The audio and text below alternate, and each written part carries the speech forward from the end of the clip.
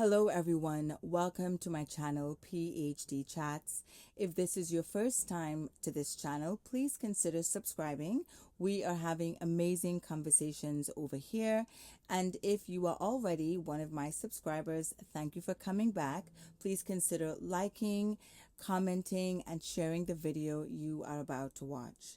So, oh my goodness, the World Cup 2026 has been fascinating to me. Obviously, I've had an emotional investment because I have been cheering for different countries, following the matches, celebrating the wins, mourning the losses, all of the things involved in a deep investment.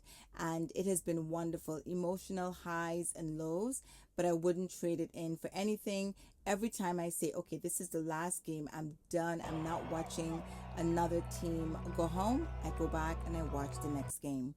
But as I am having this communal, emotional bonding experience with other fans in the comments on social media, I'm realizing that this tournament has not just been about football. I really don't think so. I feel like it has exposed all kinds of conversations that were already happening online, but now we're just seeing them play out on one of the biggest stages in the world, right? In the comments under videos about the games and the strategies and the technicalities, there are conversations about immigration. We are talking about birthright citizenship, about nationality, ethnicity, colonial history, and definitely there has been so much talk about racism. So before I jump into that heavy topic, I actually want to start with identity because I think that's where a lot of this conversation is beginning. One thing that I'm noticing online that stood out to a lot of people who are jumping into the World Cup for the first time is that in some countries, the national team didn't necessarily look like what they imagined the country's population to look like. So for some viewers, that was genuinely surprising. And they're thinking, wait a minute, I thought this country looked like this. Like, what's going on here? And as an immigrant, I know that what's going on is history. It's immigration, it's colonialism, it's birthright citizenship, and families moving across borders, which has been happening for generations. It's very telling because the World Cup inevitably reminded us that nationality, ethnicity, culture and ancestry aren't always the same thing, right? You have players who were born in one country whose parents were born somewhere else, and in some cases players who have grandparents from yet another place entirely.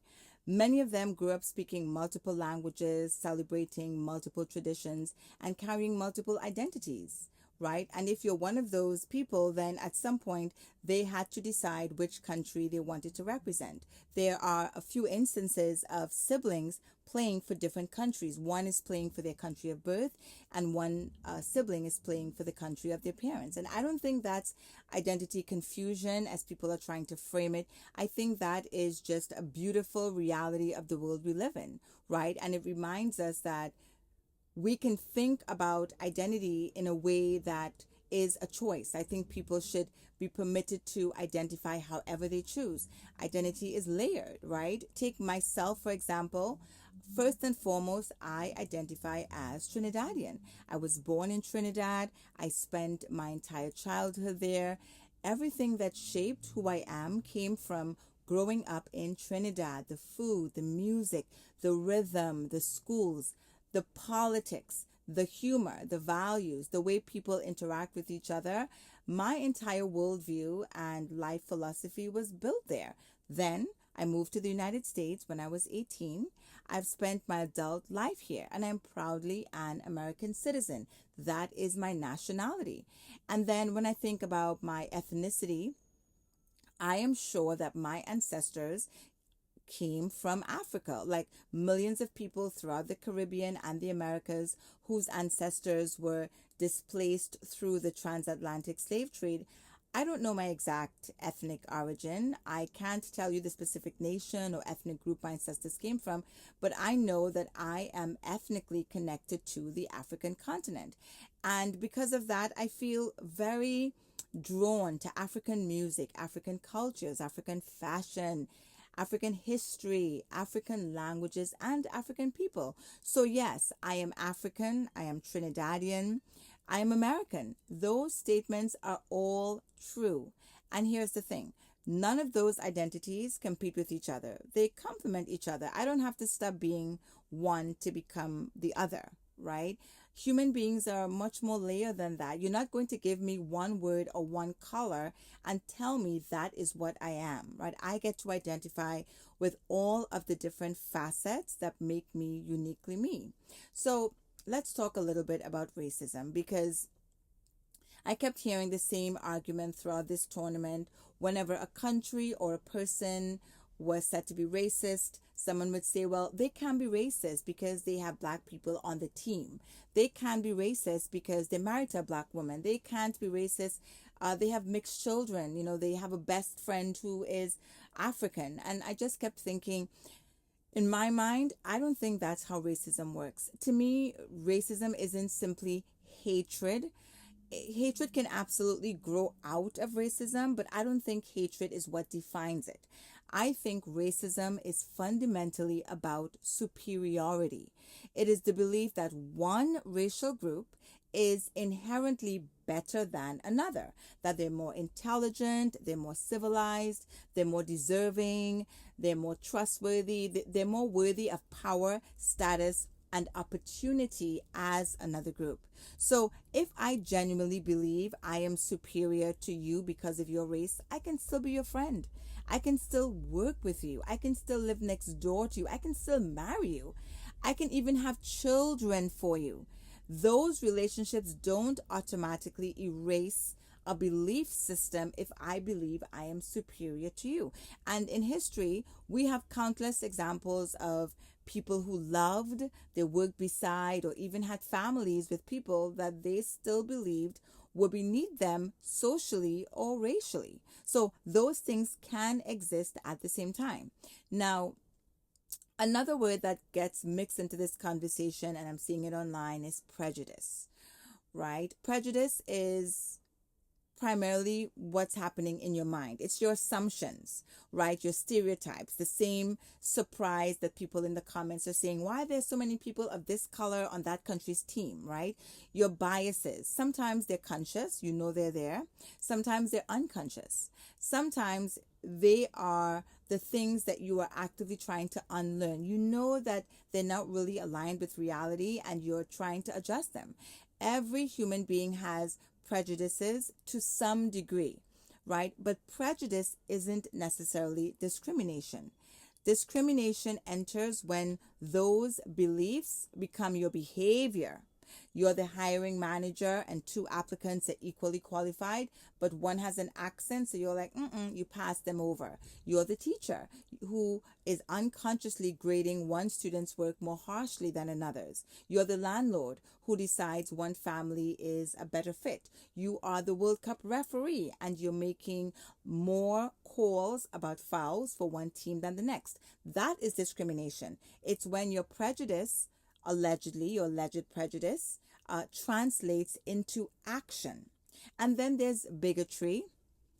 Bigotry to me is when prejudice is expressed without apology. It's when someone openly embraces those beliefs, they defend them, they promote them with their face, and they're not interested in questioning or unlearning their prejudices. Now, I know this next part is where people disagree, and that's okay, right? When I hear the phrase reverse racism, I don't even know if it's a thing.